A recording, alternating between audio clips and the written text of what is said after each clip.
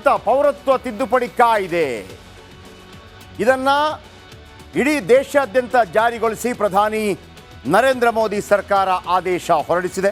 ಲೋಕಸಭಾ ಚುನಾವಣೆ ಸಮೀಪಿಸುತ್ತಿರುವ ಹೊತ್ತಲ್ಲೇ ಈ ಕಾಯ್ದೆ ಜಾರಿ ಮಾಡಿದ್ದು ಎಲೆಕ್ಷನ್ ಗೆಲ್ಲಲು ಬಿಜೆಪಿಗೆ ಇದೊಂದು ದೊಡ್ಡ ಅಸ್ತ್ರವಾಗಿದೆ. 2019ರಲ್ಲಿ ಸಂಸತ್ನಲ್ಲಿ ಅಂಗೀಕಾರಗೊಂಡಾಗ ದೆಹಲಿಯ ಶಾಹೀನ್ ಬಾಗ್ನಲ್ಲಿ ಧರಣಿಗಳು ಮತ್ತು ಅಸ್ಸಾಂನ ಗುವಾಹಟಿಯಲ್ಲಿ ಪ್ರತಿಭಟನೆಗಳು ನಡೀತಾ ಇದ್ವು. ಇದೀಗ ಎಲೆಕ್ಷನ್ ಹೊತ್ತಿನಲ್ಲೇ ಇದನ್ನು ಜಾರಿ ಮಾಡಿದ್ದು ಎಲೆಕ್ಷನ್ ಗೆಲ್ಲಲು ಬಿಜೆಪಿಗೆ ಇದೊಂದು ಅಸ್ತ್ರವಾಗಿದೆ. 2019ರಲ್ಲಿ ಸಂಸತ್ನಲ್ಲಿ ಅಂಗೀಕಾರಗೊಂಡಿತ್ತು. ಆಗ ಶಾಹೀನ್ ಬಾಗ್ ಮತ್ತು ಅಸ್ಸಾಂನ ಗುವಾಹಟಿಯಲ್ಲಿ ದೊಡ್ಡ ಪ್ರತಿಭಟನಾ ಸಭೆಗಳು ನಡೆದು ದೇಶದಾದ್ಯಂತ 100 ಜನ ಸಾವನ್ನಪ್ಪುತ್ತಾರೆ. ಆನಂತರ ಕೋವಿಡ್ ಪ್ರೇರಿತ ನಿರ್ಬಂಧಗಳು ಮತ್ತು ಲಾಕ್ಡೌನ್ ಕಾರಣಕ್ಕೆ ಎಲ್ಲ ಪ್ರತಿಭಟನೆಗಳು ತಣ್ಣಗಾಗಿದ್ವು. ಸಂಸತ್ನಲ್ಲಿ ಅಂಗೀಕಾರವಾಗಿ 4 ವರ್ಷಗಳ ನಂತರ ಕೂಡ CAA ನಿಯಮಗಳನ್ನು ಸಿದ್ಧಪಡಿಸಲಾಗ್ತಾ ಇತ್ತು. ಇದೀಗ ಸರ್ಕಾರ ಎಲ್ಲ ಸಿದ್ಧತೆ ಮಾಡಿಕೊಂಡೇ CAA ಜಾರಿಗೆ ತಂದಿದೆ. CAA ಜಾರಿಗೆ ತರುವ ಮುಖಾಂತರ ಮೊನ್ನೆ ಅಷ್ಟೇ ಹೇಳಿದ್ರು ಗೃಹ ಸಚಿವ ಅಮಿತ್ ಶಾ, ಈ ಅಂದರೆ ಯಾವಾಗ ಎಲೆಕ್ಷನ್ ನೀತಿ ಸಂಹಿತೆ ಬರುತ್ತೋ ಅದಕ್ಕಿಂತ ಮೊದಲು ನಾವು ಮಾಡೇ ಮಾಡ್ತೀವಿ ಅಂತೇಳಿ ಇವತ್ತು ಇಡೀ ದೇಶದಾದ್ಯಂತ ಜಾರಿಗೊಳಿಸಿ ಪ್ರಧಾನಿ ನರೇಂದ್ರ ಮೋದಿ ಸರ್ಕಾರ ಆದೇಶ ಹೊರಡಿಸಿದೆ. ಮುಂದಿನ ಚುನಾವಣೆ ಇದರ ಬಗ್ಗೆ ಸಾಕಷ್ಟು ಚರ್ಚೆಗಳಾಗುತ್ತೆ. ಇವತ್ತೇ ಮಮತಾ ಬ್ಯಾನರ್ಜಿ ಇನ್ನಿತರರಾದಿಯಾಗಿ ಇದಕ್ಕೆ ಅಪಸ್ವರವನ್ನು ಕೂಡ ಎತ್ತಿದ್ದಾರೆ. ಏನಿದು CAA ಅಧಿಸೂಚನೆಯಲ್ಲಿ ಏನಿದೆ? ಯಾಕೆ CAA ಬಂದ ತಕ್ಷಣ ಇಷ್ಟೆಲ್ಲ ಕಿರಿಕಿರಿಗಳು, ಇಷ್ಟೆಲ್ಲ ಮಾತುಗಳು ಕೇಳಿ ಬರುತ್ತೆ? ಏನದು CAA? ಪೌರತ್ವ ತಿದ್ದುಪಡಿ ಕಾಯ್ದೆ. ಏನದು ಪೌರತ್ವ ತಿದ್ದುಪಡಿ ಕಾಯ್ದೆ? ಯಾಕಿದು ಗಲಾಟೆ ಆಗತ್ತೆ? ಭಾರತಕ್ಕೆ ವಲಸೆ ಬಂದವರು ಅಥವಾ ನುಸುಳಿ ಬಂದವರು, ಒಂದು ಕಡೆ ವಲಸೆ ಬಂದವರು ಅಂತಿರುತ್ತೆ. ಈಗ ಅಮೇರಿಕನೋ ಮತ್ತೊಂದು ಕಡೆ ಯಾರಾದರೂ ಇರ್ತಾರೆ, ಅವರು ವಲಸೆ ಬಂದಿರ್ತಾರೆ. ಭಾರತದಲ್ಲಿ ಅವರು ಪ್ರಜೆಗಳಾಗಬೇಕು ಅಂತಿರುತ್ತೆ, ಪೌರತ್ವವನ್ನು ಪಡಿಬೇಕು ಅಂತಿರುತ್ತೆ. ಫಾರ್ ಎಕ್ಸಾಂಪಲ್, ನಿಮಗೆ ಅಕ್ಷಯ್ ಕುಮಾರ್ ತಗೊಳ್ಳಿ. ಅಕ್ಷಯ್ ಕುಮಾರ್ ಮೂಲತಃ ಕೆನಡಾ ಪ್ರಜೆ, ಆದರೆ ಭಾರತದ ಪೌರತ್ವವನ್ನು ಪಡ್ಕೊಂಡಿರಲಿಲ್ಲ. ಭಾರತದ ಪೌರತ್ವ ಪಡ್ಕೋಬೇಕು ಅಂತಂದರೆ ಕೆಲವು ನಿಯಮಗಳಿರುತ್ತೆ. ಇನ್ನು ನಮ್ಮ ಈಶಾನ್ಯ ರಾಜ್ಯಗಳ ಪೈಕಿ ಅಲ್ಲಿ ಪಾಕಿಸ್ತಾನ್, ಬಾಂಗ್ಲಾದೇಶ ಮತ್ತು ಅಫ್ಘಾನಿಸ್ತಾನದಿಂದ ಒಳನುಸುಳಿ ಬಂದಂಥವ್ರು. ಈಗ ಅಫ್ಘಾನಿಸ್ತಾನದಿಂದ ಬಂದಂಥವ್ರು ಯಾಕೆ ಬಂದಿರ್ತಾರೆ ಅಂತಂದರೆ ಅಲ್ಲಿ ತಾಲಿಬಾನ್ ಆಡಳಿತವಿದ್ದಾಗ ಓಡ್ಕೊಂಡ್ಬಂದವರು ನುಸುಳುಕೋರರಾಗಿ ನಮ್ಮಲ್ಲಿದ್ದಾರೆ. ಆಮೇಲೆ ರೋಹಿಂಗ್ಯಾದ ಒಂದು 25,000 ಜನ ಈಗಲೂ ಕೂಡ ಭಾರತದಲ್ಲಿದ್ದಾರೆ.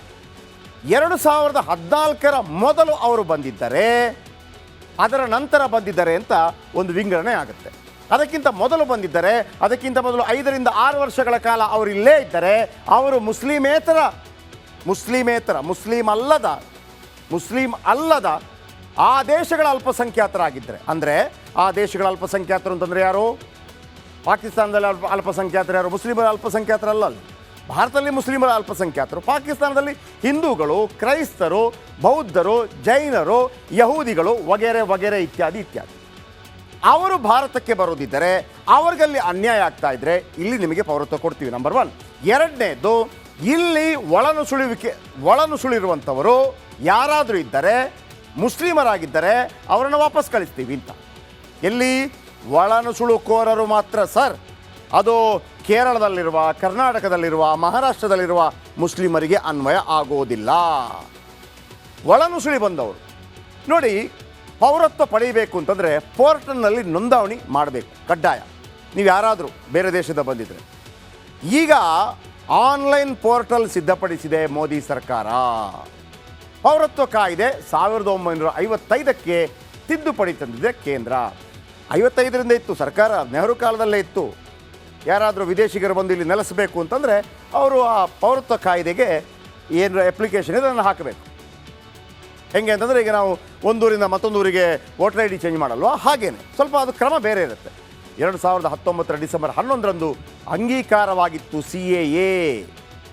ಮಾನವೀಯತೆ ಕಾರಣಕ್ಕಾಗಿ ವಿಶೇಷ ಪೌರತ್ವ ಕೊಡಲಿದೆ ಭಾರತ. ಇದು ಹೇಗಿತ್ತು ಅಂತಂದರೆ, ಮೊದಲು ನೀವು ಬರಬೇಕು. ಈಗ ನಾವು ಅಮೇರಿಕಕ್ಕೆ ಹೋದರೆ ಹೆಂಗಿರುತ್ತೆ, ಪೌರತ್ವ ಅಷ್ಟು ಬೇಗ ಸಿಗೋದಿಲ್ಲ. ಆದರೆ ಗಂಡ ಹೆಂಡತಿ ಇಬ್ಬರು ಹೋಗಿ ಅಲ್ಲಿ ಮಕ್ಕಳಾದರೆ ಆ ಮಕ್ಕಳಿಗೆ ಅಲ್ಲಿ ಗ್ರೀನ್ ಕಾರ್ಡ್ ಸಿಗುತ್ತೆ. ಒಂದೊಂದು ದೇಶದ ಒಂದೊಂದು ಕಾನೂನುಗಳಿರುತ್ತೆ. ಇಲ್ಲಿ ನಾವು ಬಂದರೆ 11 ವರ್ಷ ಇಲ್ಲಿರಬೇಕು, ಆಮೇಲೆ ಅವರೆಲ್ಲ ಮಾಹಿತಿಗಳನ್ನು ಕೊಡಬೇಕು, ನಂತರ ಅವರ ಅಪ್ಲಿಕೇಶನ್ ಹಾಕಿದ ನಂತರ ಅವ್ರಿಗೆ ಸಿಗುತ್ತೆ. ಅಥವಾ ಯಾರಾದ್ರೊಬ್ಬ ವಿದೇಶಿಗ ಬಂದು 11 ವರ್ಷ ಇಲ್ಲಿದ್ದು 12 ವರ್ಷ ಇಲ್ಲಿದ್ದು ವಾಪಸ್ ಹೋಗ್ತೇನೆ ಅಂತ ನೋ ಪ್ರಾಬ್ಲಮ್. ಇದು ಅಕ್ರಮ ನುಸುಳುಕೋರರ ವಿಚಾರಕ್ಕಾಗಿ ಏನಾಯಿತು, ಇದರ ಜೊತೆಗೆ ಅವರನ್ನು ವಾಪಸ್ ಕಳಿಸೋ ಜೊತೆಗೆ ಪಾಕಿಸ್ತಾನ, ಬಾಂಗ್ಲಾದೇಶ ಮತ್ತು ಅಫ್ಘಾನಿಸ್ತಾನದಲ್ಲಿರುವಂತಹ ಅಲ್ಪಸಂಖ್ಯಾತರು ಮುಸ್ಲಿಮರನ್ನು ಹೊರತುಪಡಿಸಿ, ಯಾಕಂದರೆ ಅಲ್ಲಿ ಬಹುಸಂಖ್ಯಾತರವರು, ನೀವು ಅಲ್ಲೇ ಇಟ್ಕೊಳ್ಳಿ ಇಂಥ ಹಿಂದೂಗಳಿರ್ಬೋದು, ಕ್ರಿಶ್ಚಿಯನ್ಸ್ ಇರ್ಬೋದು, ಯಹೂದಿಗಳಿರ್ಬೋದು, ಪಾರ್ಸಿಗಳಿರ್ಬೋದು, ಜೈನರಿರ್ಬೋದು, ಯಾರೇ ಆಗಿದ್ರು ಕೂಡ 3 ದೇಶಗಳಲ್ಲಿ ಕಿರುಕುಳಕ್ಕೊಳಗಾದವರಿಗೆ ಭಾರತೀಯ ಪೌರರಾಗಬಹುದು. ಸಿ ಎ ಜಾರಿಯಿಂದ ಭಾರತದ ಯಾವುದೇ ನಾಗರಿಕರಿಗೆ ತೊಂದರೆ ಇಲ್ಲ, ಭಾರತೀಯ ನಾಗರಿಕರಿಗೆ ಯಾವುದೇ ತೊಂದರೆ ಇಲ್ಲ. ಒಂದ್ಸಗೆ ಏನು ಹೇಳ್ತಾರೆ, ಭಾರತದಲ್ಲಿದ್ದವರಿಗೆ ಯಾರಿಗೂ ತೊಂದರೆ ಇಲ್ಲ, ನುಸುಳುಕೋರರಿಗೆ ಮಾತ್ರ ತೊಂದರೆ ಇದು.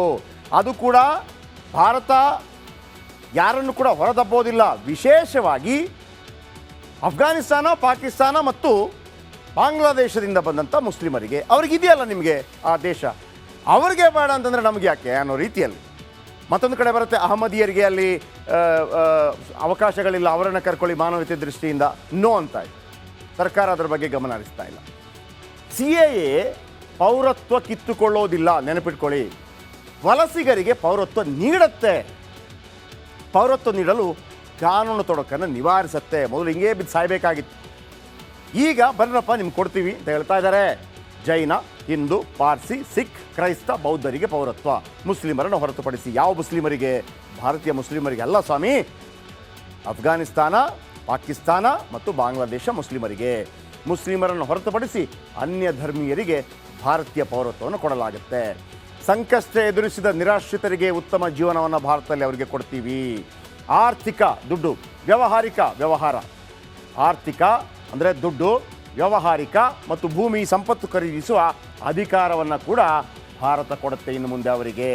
ಹಾಗಿದ್ರೆ ಬನ್ನಿ, ಈ ಪೌರತ್ವ ಪಡೆಯುವುದು ಹೇಗೆ?